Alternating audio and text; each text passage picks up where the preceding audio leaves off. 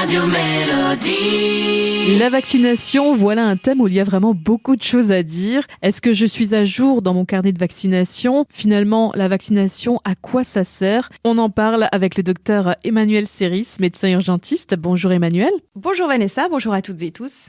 Alors la première question qui me vient en tête, à quoi ça sert finalement le vaccin? Quels sont les bénéfices de se faire vacciner? Les vaccins, c'est un petit peu ma marotte. Moi, j'ai envie de dire, ça devrait être la marotte de tout le monde parce que c'est une chance incroyable qu'on a de vivre avec cette possibilité de se vacciner. Alors, à quoi ça sert les vaccins? Alors d'abord, ça sert aux bénéfices individuels. Je vais vous donner un exemple notamment de vaccin qui sert à titre individuel. C'est le vaccin contre le papillomavirus qui évite les cancers ORL, de l'utérus et du côlon. Donc, contrairement à ce qu'on dit, c'est pas un vaccin pour les femmes, c'est un vaccin pour tout le monde. Mais alors, un vaccin qui protège du cancer, moi je dis c'est quand même une sacrée avancée scientifique et ce serait bien dommage de s'en priver. Donc, un bénéfice individuel, on le retrouve aussi sur les personnes qui ont un terrain fragile. Donc, on va par exemple citer le vaccin contre le pneumocoque ou contre la grippe pour les personnes qui avancent en âge ou alors qui sont porteurs de bronchite chronique notamment. Et alors, il y a également un bénéfice collectif au niveau des vaccins.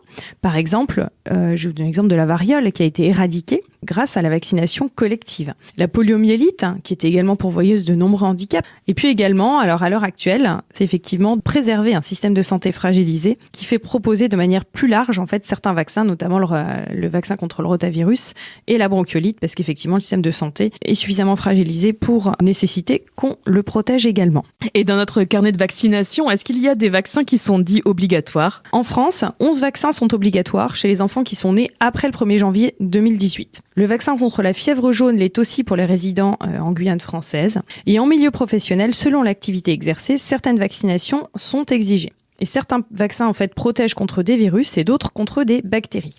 On va faire un petit focus. Donc, les vaccins les plus fréquents, le vaccin contre la diphtérie, qui est causé par une bactérie qui est très contagieuse.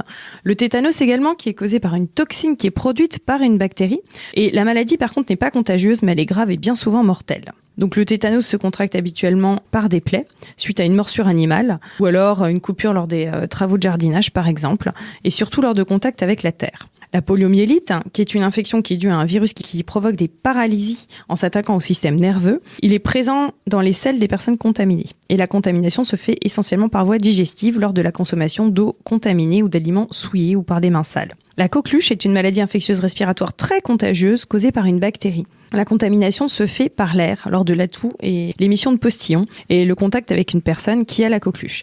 Et donc c'est très très important de se mettre à jour dans ces vaccinations pour éviter de la transmettre aux nourrissons qui ne sont encore pas vaccinés. La rougeole, les oreillons, la rubéole sont 3 infections contagieuses qui sont dues à des virus. L'hémophilus, influenza B, est responsable de pneumonie et de méningite. Elle est présente dans le nez et la gorge. Et la contamination se fait de personne à personne, partout et par postillon.